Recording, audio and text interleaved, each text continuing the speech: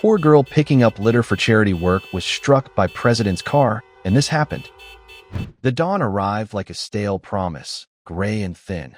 Alara Rodriguez pulled her threadbare shawl tighter, the chill already biting at her exposed skin. The city was just beginning to stir, a grumbling beast shaking off its slumber. For Alara, it was time to hunt. Her territory was the 3 blocks surrounding the decaying apartment building she called home.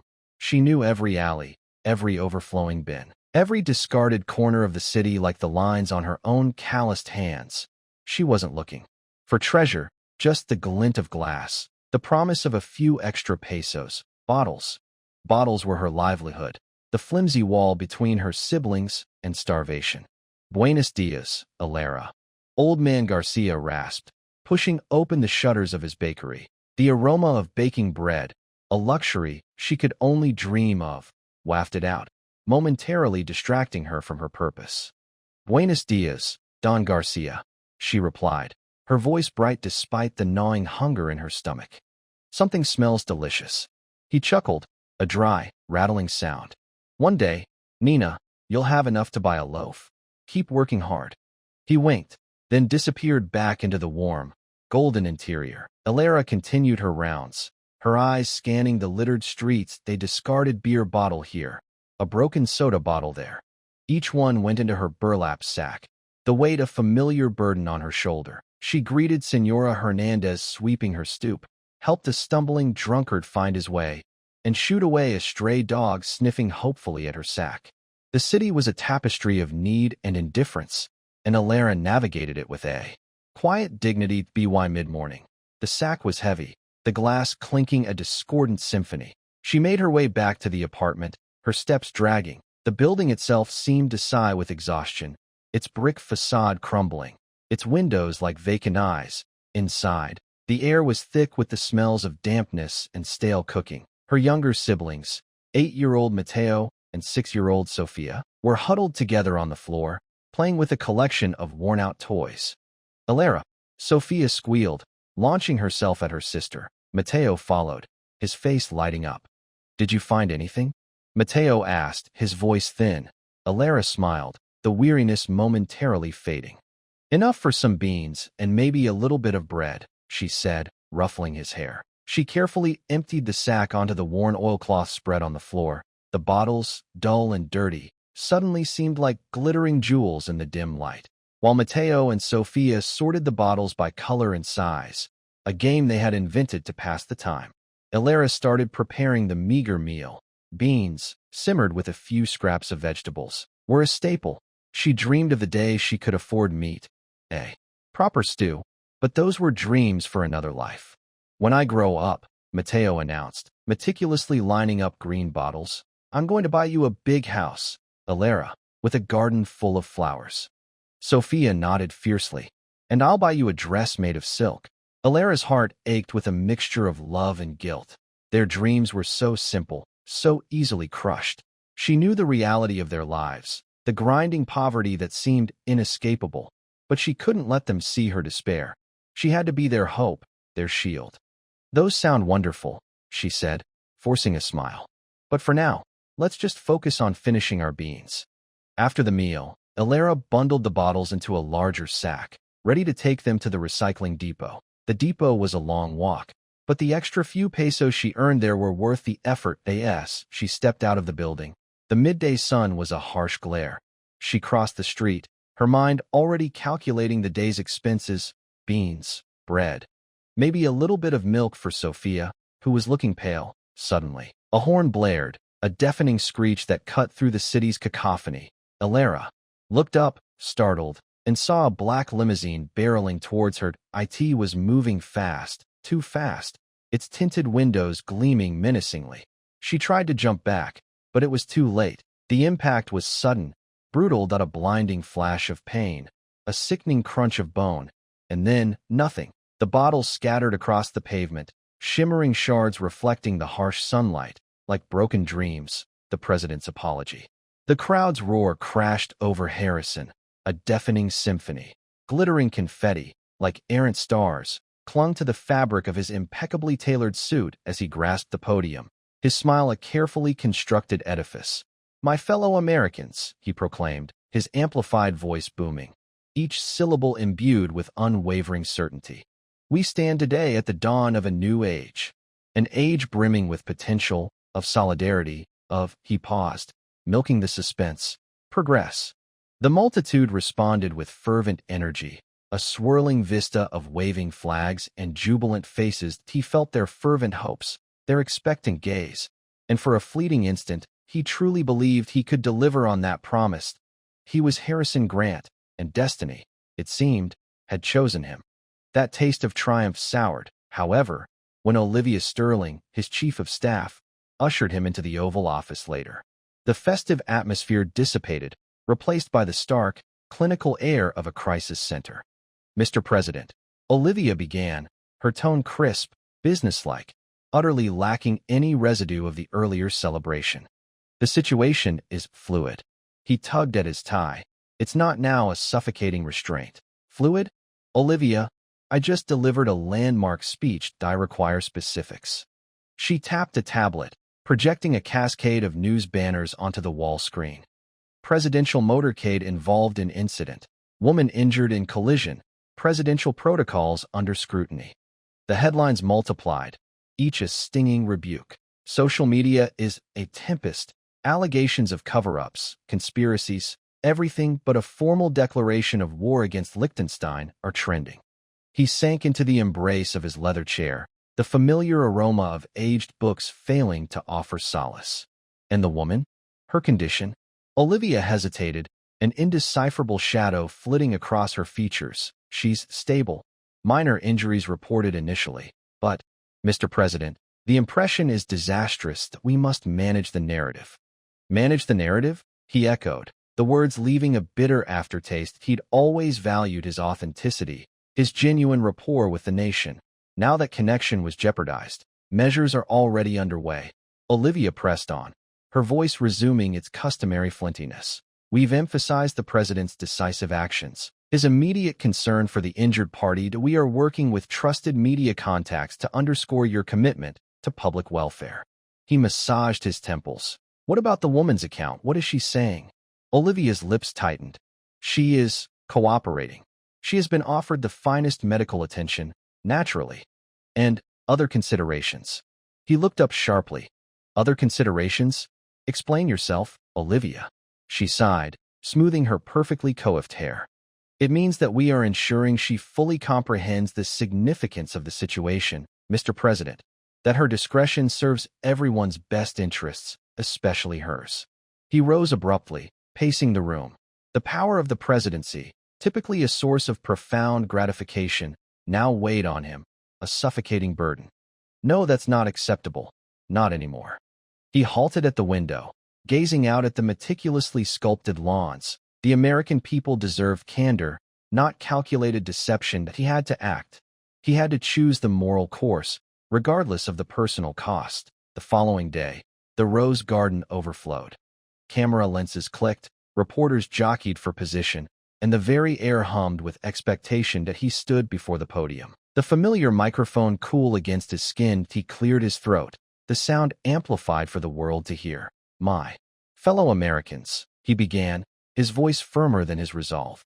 Yesterday, an incident occurred involving my motorcade. A young woman, Alara Thistle, sustained injuries. That I offer my deepest regret and heartfelt apologies for the pain and suffering this has caused. He paused, meeting the unwavering gaze of the cameras, knowing that his words would be parsed, dissected, and debated for days. While the inquiry is ongoing, I assure you that I accept absolute responsibility. This should not have occurred, and I am dedicated to rectification. He drew a steadying breath. I have spoken with Ms. Thistle and offered her my personal assistance during her convalescence. Furthermore, I pledge to you, the American citizenry, that I will dedicate myself to ensuring such an incident never recurs. We will reevaluate our safety regulations, enhance our emergency protocols, and exert every effort to safeguard the security and welfare of all our citizens. He concluded, the silence palpable. Then, a lone hand broke the stillness with a solitary clap. It was echoed by another.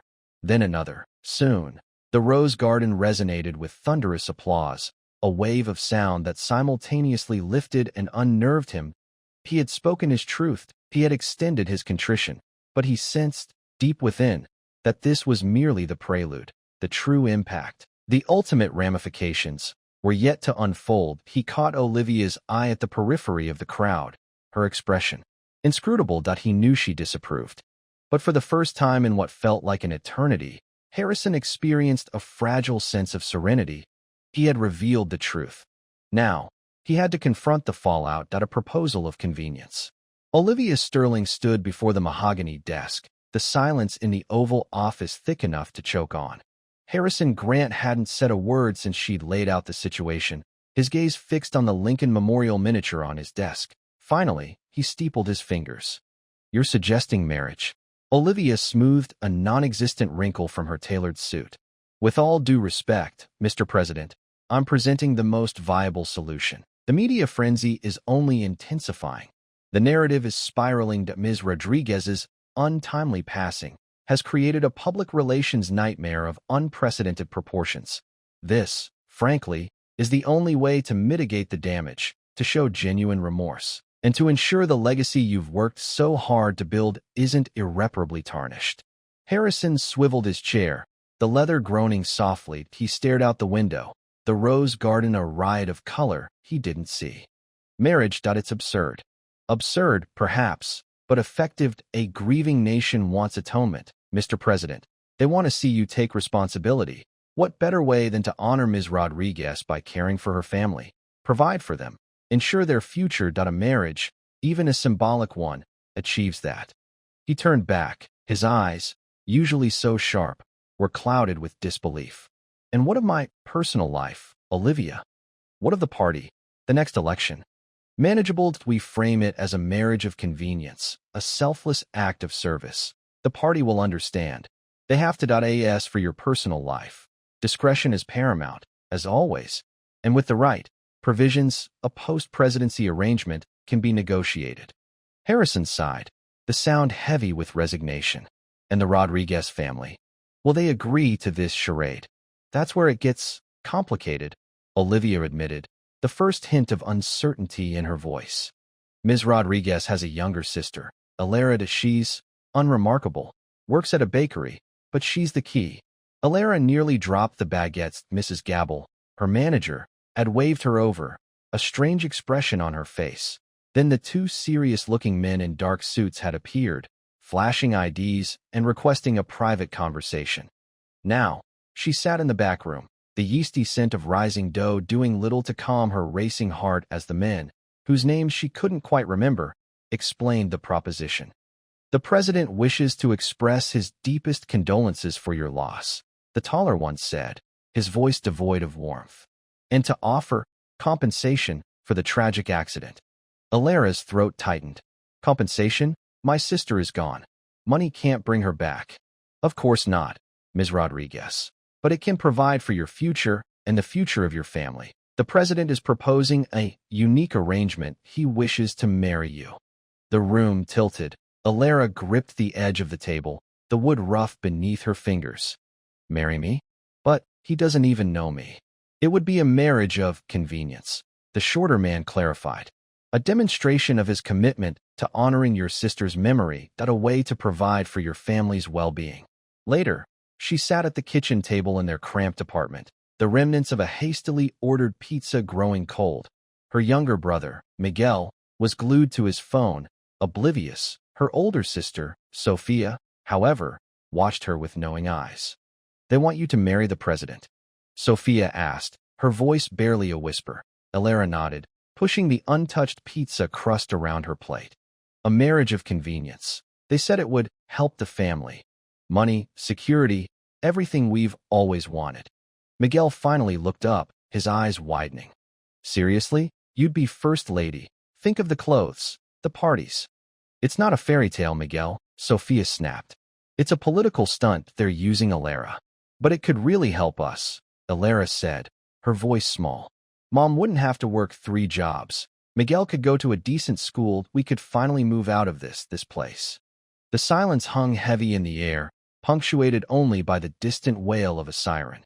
Alara looked around the cramped kitchen, At the peeling paint and the mismatched furniture, she thought of her mother's worn hands, of Miguel's yearning for a better future, of Sophia's quiet sacrifices, and then she thought of Alara, lying still beneath a white sheet. The weight of the decision settled on her shoulders, crushing her. The wedding of the century. The rose garden hummed, not with the promise of romance, but the sterile thrum of generators powering cameras and lighting rigs. Alara felt less like a bride than a meticulously placed set piece. Her gown, an ivory whalebone of a thing encrusted with pearls and worth more than her life savings, felt like an elaborate cage that a swarm of stylists buzzed around her, their critiques of her hair, her blush, her very stance, coalescing into a dull, impersonal drone. Then Olivia Sterling materialized, a dynamo in a sharply tailored suit, radiating brisk authority. Alara, sweetheart, quick reminder, unwavering radiance, channel national accord. The president's running 5 minutes behind, but airtime is immutable. Her pat on Alara's arm was as perfunctory as a programmed response. The mirror offered no solace. The flawless makeup, while undeniably skillful, rendered her unfamiliar, a high-definition simulacrum of herself that a face manufactured for broadcasts, devoid of warmth. Amidst the throng, senators, glitterati, and carefully vetted average Joes. Marcus Bellwether was a discordant note that he ignored the offered champagne and delicate hors d'oeuvres, his gaze fixed on the spectacle unfolding. His weathered trench coat, a defiant splash of drab against the sea of couture, seemed to ward off the manufactured cheered. He furiously scribbled in a dog-eared notebook, the scratching of his pen a persistent counterpoint to the forced gaiety that he noted the strained grins, the furtive glances toward the cameras, the taut undercurrent beneath the veneer of celebration that he observed Harrison Grant's entrance. The president radiating charisma like a solar flare, he moved with practiced assurance, pressing hands, offering murmured words of comfort, empathy weaponized. But Marcus detected a fleeting shadow behind the performance, perhaps fatigue, or a carefully guarded disquiet. The ceremony commenced at a Viennese choir unleashed a powerful aria. Alara felt detached, as if viewing the scene through a television screen. Meeting President Grant at the altar, his hand was warm, but lacked personal connection. His eyes, so sharp and focused during press briefings, held a distant, clouded quality, tinged with what might have been regret. "You look radiant, Alara," he murmured, his voice lost in the music's swell. "Thank you, Mr. President," she responded, the title ringing with hollow formality. The officiant intoned pronouncements of duty, sacrifice, and unity's curative power. Alara barely absorbed the words. She scanned the crowd, seeking a genuine expression, a spark of authentic humanity. Instead, she encountered only masks of commiseration, of adoration, of polite disinterest. Her vision snagged on a figure at the rear. Marcus Bellwether, N.O. smile, N.O. applause. He studied her, his gaze intense, his expression opaque. He looked like a man searching for a seam in a flawless fabrication. When the moment arrived for vows, Alara's throat felt like sandpaper. The words were alien, bereft of meaning. She recited them mechanically, her voice barely audible. President Grant delivered his lines with practiced ease, his tone steeped in conviction. Yet even as he spoke, Alara felt the gulf between them. A vast canyon dwarfing the rose garden. As the platinum band slipped onto her finger, Alara felt its heavy weight, a symbol not of affection, but of responsibility, of a burden she hadn't chosen. A wave of obligatory applause surged through the crowd, washing over her like lukewarm water. She felt a hand at the small of her back. President Grant, his face unreadable, leaned in close. "Just a little while longer," he murmured. Almost finished. Marcus Bellwether, still on the periphery, witnessed the exchange. That he made a swift notation in his notebook, a single word underlined twice: urgency. A fish out of water. The slick marble floor, a skating rink in disguise, threatened to betray Alara's unsteady gait in the borrowed heels. Each tap of her shoe echoed through the vast, gilded hallway, a solitary rhythm against the muted drone of the gathering. The diplomatic corps reception program felt slick and foreign against her damp palm, its very paper stock whispering of unattainable luxury. She felt like a desert flower, uprooted and replanted in a crystal vase. Around her, attendees moved with an assuredness she envied. Crisp uniforms swept past, voices hushed in urgent conference. Guests, adorned with glittering jewels and bespoke tailoring, exchanged clipped witticisms. Alara attempted to mirror their poise, yet her smile felt painted on, her movements stilted and awkward. Olivia Sterling, whose smile held a distinct chill, had delivered a rapid-fire briefing on the evening's protocols. Posture, approved conversation starters, the exact tilt of a champagne flute, a dizzying performance designed to mold her into someone unrecognizable. Now, like a restless hummingbird, Olivia had darted off to address some unseen crisis, abandoning Alara in a sea of champagne and veiled scrutiny. She gravitated towards a small table groaning with hors d'oeuvres, delicate salmon rosettes, miniature quiches too pristine to consume. Seeking solace, she reached for a pastry, her fingertips brushing against another's. "My apologies," a woman with a silver mane drawled, her voice a honeyed murmur. "Didn't spot you there. Dear point one tends to vanish in these affairs, doesn't one?" Alara offered a tentative smile. "Indeed," she conceded. "It's overwhelming." The woman chuckled, a low, resonant sound. "You'll acclimate, eventually, or you won't. And that's quite all right. Harrison favors those who are unexpected." She winked, a spark of mischief in her eye. "I'm Eleanor, by the way, Harrison's grandmother." Eleanor, the name hummed with the weight of Harrison's mentions of her, a formidable presence. "Alara," she responded, extending her hand. "Alara Rodriguez." As Eleanor recounted the history of the White House china pattern, a surprisingly compelling narrative, Alara felt a tentative bloom of ease. Yet even that proved ephemeral. The yearning for the yeasty aroma of her bakery, the vibrant chaos of her cramped apartment, the infectious laughter of her friends, it all burdened her chest, a leaden weight. She craved the tactile reassurance of flour coating her hands, the gratification of crafting something concrete, something real. Later, as president, Harrison delivered a speech on international accord. Alara found herself studying his face rather than absorbing his words. He possessed a natural elegance, his voice filled with fervent conviction. Handsome, certainly, with a charisma that commanded attention. But beneath the surface, she detected a weariness in his gaze, a flicker of vulnerability previously unnoticed. His gaze swept over the room, briefly connecting with hers. A spark, curiosity, perhaps, flashed across his features before he resumed speaking. Following the speech, amidst the swirling throng eager to offer congratulations and insights, Alara sought refuge in a corner, feeling both transparent and utterly isolated. She caught Olivia Sterling's frantic gestures, a silent command to steer her toward Harrison. Alara offered a subtle shake of her head, a voiceless plea.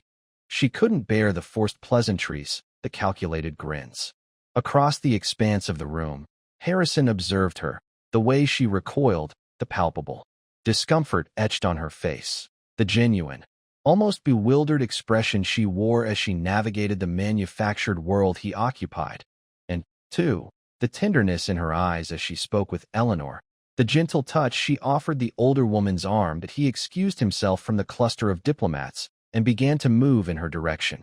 Olivia Sterling intercepted him, her brow knitted with concern. "Mr. President, is everything all right? I was just about to." "Everything is quite fine, Olivia," he replied, his tone firm yet courteous. "I'll manage from here." He paused before Alara, his presence immediately filling the narrow space. "Enjoying the evening, Miss Rodriguez?" Alara hesitated, then met his eyes. "It's illuminating," she offered, choosing her words with care. He smiled, a genuine upturn that crinkled the corners of his eyes. "Illuminating is one way to put it. I suspect it's a far cry from the scent of baking bread." "Worlds apart," she agreed, a faint smile gracing her lips. "Perhaps," he murmured, his voice softening, "we should endeavor to make it a little less illuminating for you." Crisis and compassion. A nervous energy crackled through the West Wing, sharp and insistent. Olivia, her complexion wan beneath smeared makeup, pressed a tepid coffee into Alara's hand. "He's running on fumes. The press is a pack of wolves. This immigration bill is crumbling." Still reeling from her improbable life within the White House walls, Alara felt a twinge of guilt for the peace she'd found moments earlier in the rose garden. The comforting aroma of freshly baked bread, a small rebellion against the surrounding turmoil, lingered on her apron. "What's the situation?" Olivia flung an arm toward a wall of blaring television screens, each broadcasting its own version of the same screaming headline. "Border impasse. President's policy in crisis. The Arizona governor is openly defying federal authority," Olivia hissed, her voice strained to a breaking point. "He's activated the National Guard, claiming the president's leniency threatens his state. It's a constitutional powder keg." President Grant, his shirt creased and tie askew, hurried past, a hurried murmur into his phone, his only communication. He appeared less the inspiring leader the nation had elected and more a man drowning. He barely registered Alara's presence. Later, summoned to the Oval Office, Alara found him sunk deep in his chair, his gaze fixed on a U.S. map. The precise diction he was known for had evaporated, replaced by a tone of weary surrender. "The polls are tanking. My own party is turning on me. They want me to cave, deploy federal troops, inflame the situation."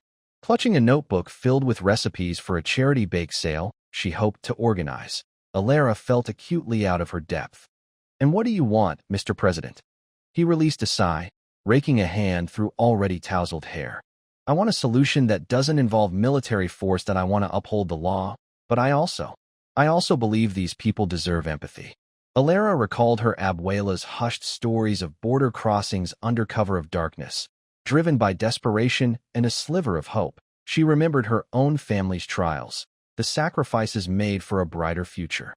"Perhaps," she ventured, "instead of dwelling on the politics, you could highlight the people. What are their stories? What are they escaping? What are their aspirations?" He looked up, a spark of curiosity momentarily piercing the exhaustion in his eyes. "Expand on that." "I mean," Alara pressed on, finding her voice, "perhaps the core of this isn't just legislation and boundaries. Maybe it's a deficit of understanding. People are more receptive when they feel heard, when their struggles are acknowledged." An idea ignited within her, a practical exercise in empathy. What if you invited families from both sides of the border to the White House? Not the usual suspects, not pundits, but everyday people. Let them share their experiences. Let them connect with one another. Perhaps then, a sense of shared humanity might begin to emerge. President Grant remained silent, his eyes glued to the map for what felt like an eternity. Then, slowly, a ghost of a smile played on his lips. "That's actually a compelling thought." The subsequent days blurred into a frenzy. Olivia, initially dubious, transformed into a dynamo of efficiency, coordinating logistics, screening families, and navigating the press. Alara, meanwhile, was unexpectedly thrust into the role of liaison, preparing the families for the media glare, offering them reassurance and support. The event proved surprisingly impactful. Unvarnished tales of hardship, resilience, and aspiration echoed through the East Room.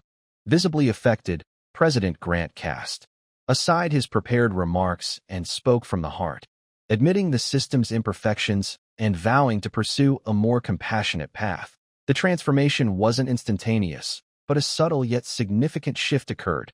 The narrative began to pivot, placing greater emphasis on the human dimension of the crisis.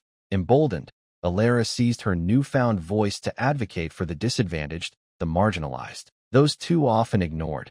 She launched food drives, promoted affordable housing initiatives, and passionately championed the power of empathy. One evening, while she was sorting through boxes of donated clothing, President Grant found her in the White House's surprisingly vast storage room. That he leaned against a pile of boxes, a weary but genuine smile gracing his features. "You know," he observed, "you're far more than just the girl I nearly ran over."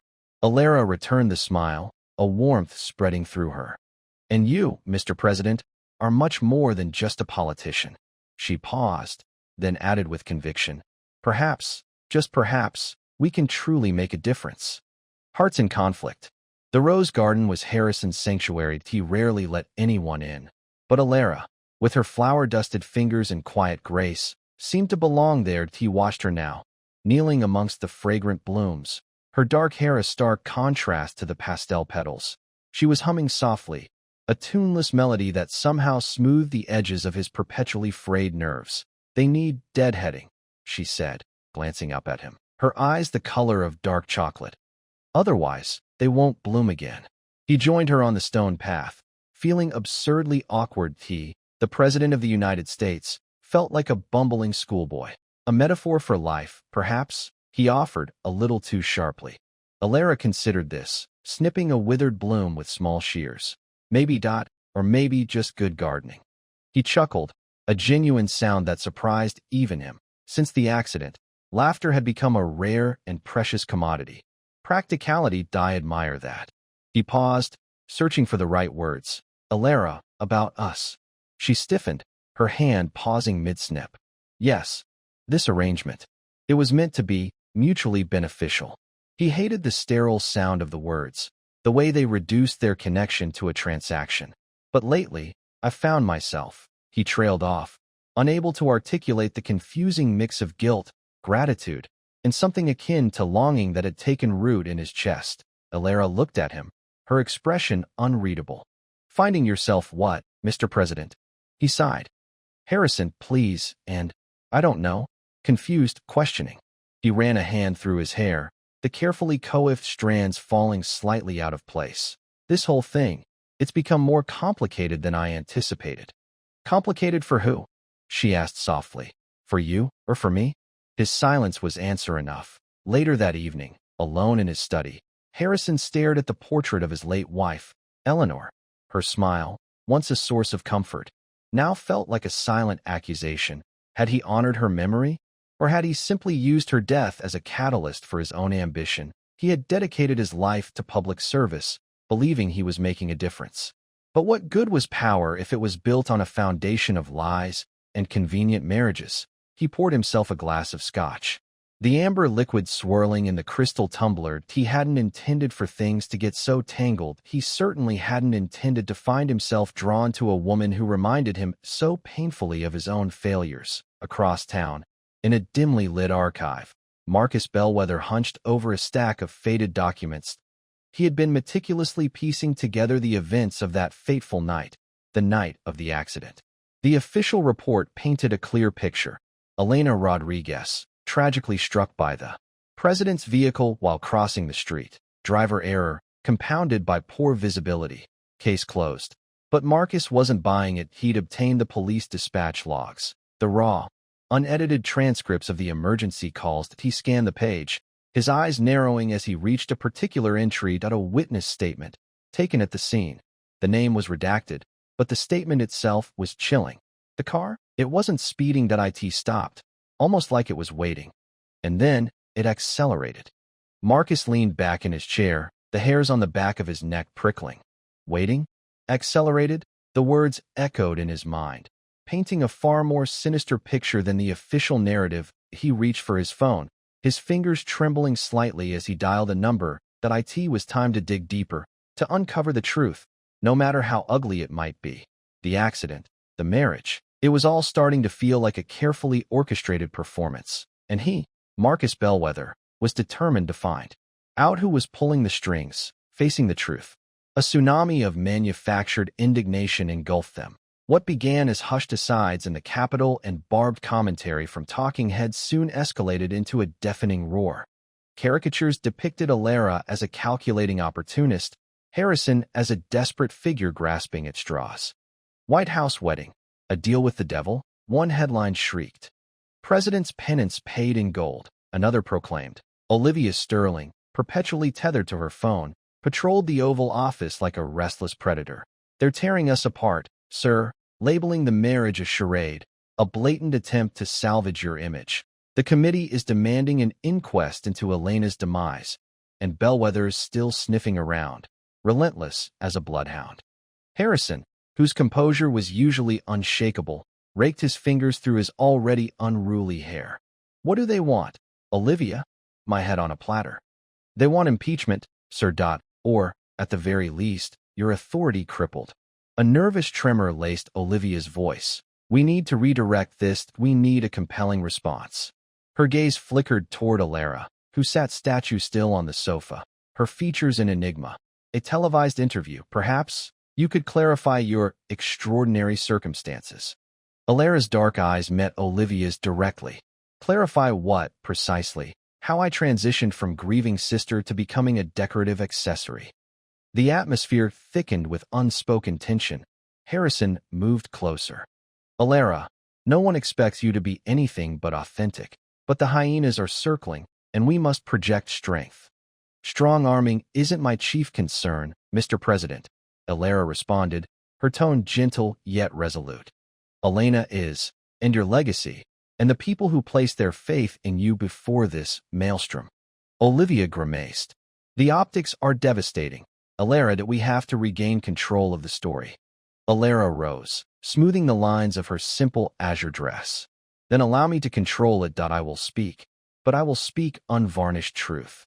That evening, the White House briefing room swelled with reporters. Every major global news organization was present. Harrison occupied a seat in the front, his face a mask of carefully constructed neutrality. Olivia hovered anxiously near the back, radiating barely contained agitation. Alara approached the podium. The blinding flash of cameras registered only momentarily before she steeled herself. Her grip was firm on the microphone. She surveyed the assembled crowd, her gaze unwavering. My name is Alara Rodriguez, she stated, her voice clear and carrying. And I am not the caricature you've been presented. That I am not a pawn in a political chess match. That I am not a damsel in distress. I am a baker, the sister, that a woman fiercely devoted to her family. She paused, drawing a deep breath. Elena's death was a cataclysm. And yes, the president played a role. But what transpired afterward was not a calculated maneuver, but a desperate attempt to make recompense for a tragic accident. He proposed marriage, not to buy my silence, but to attempt to right a grievous wrong that I accepted because, at that moment, it seemed the only path to honor my sister, to ensure her memory endured.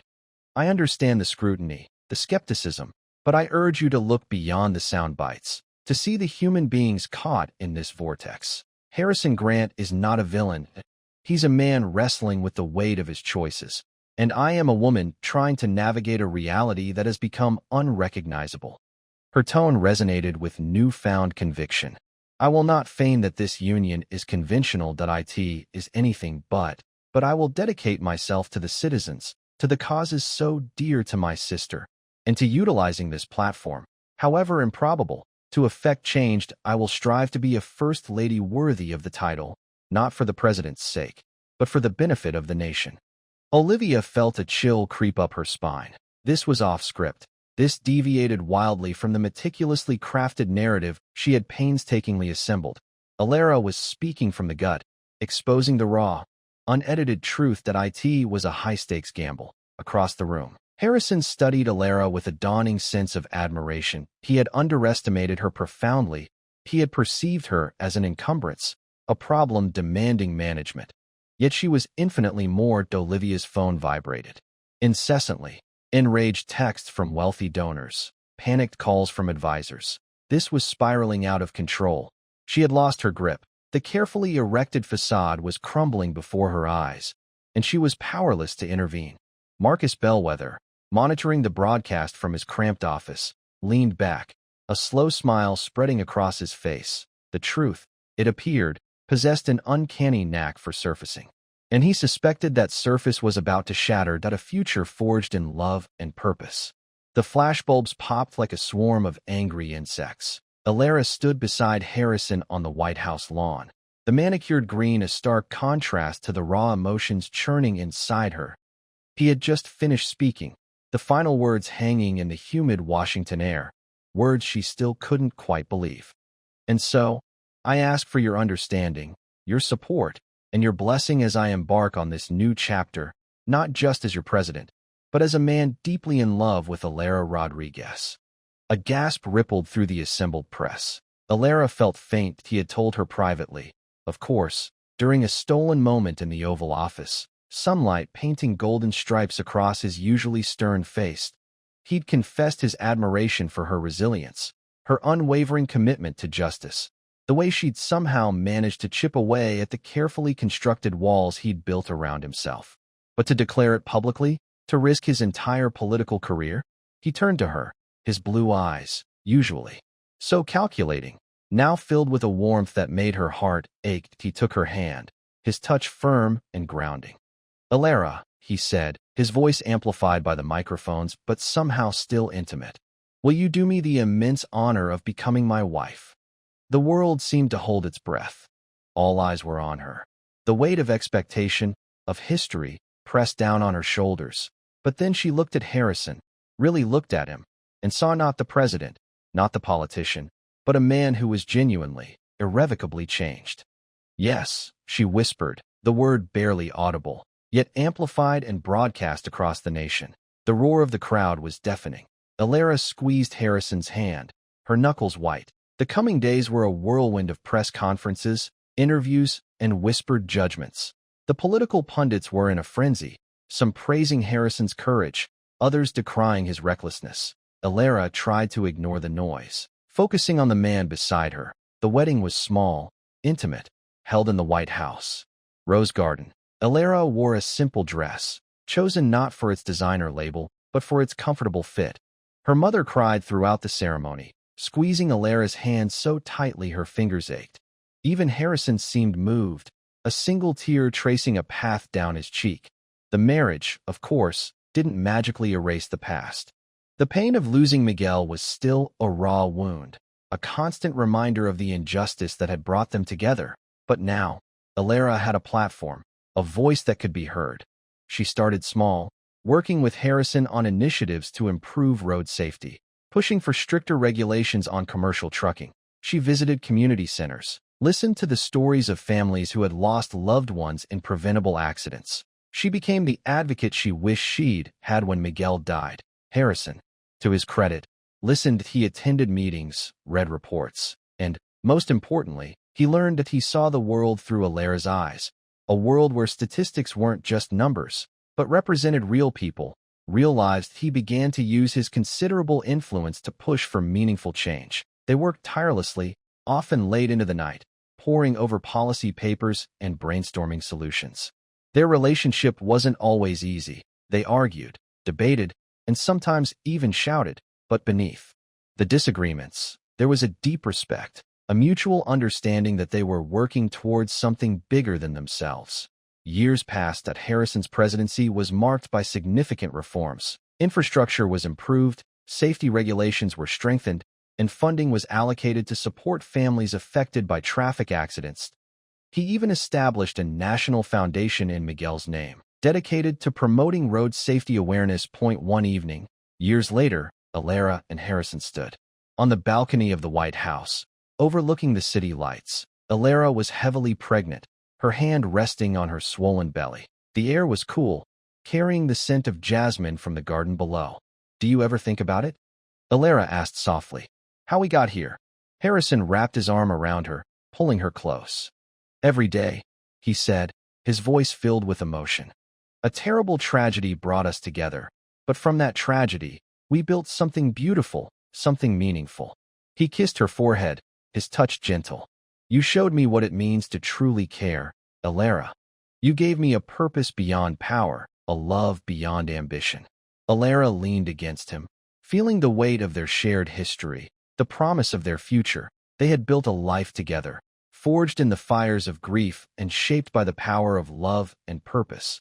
The bottle-collecting girl and the president, an unlikely beginning, perhaps, but a beginning that had changed the world, one life at a time.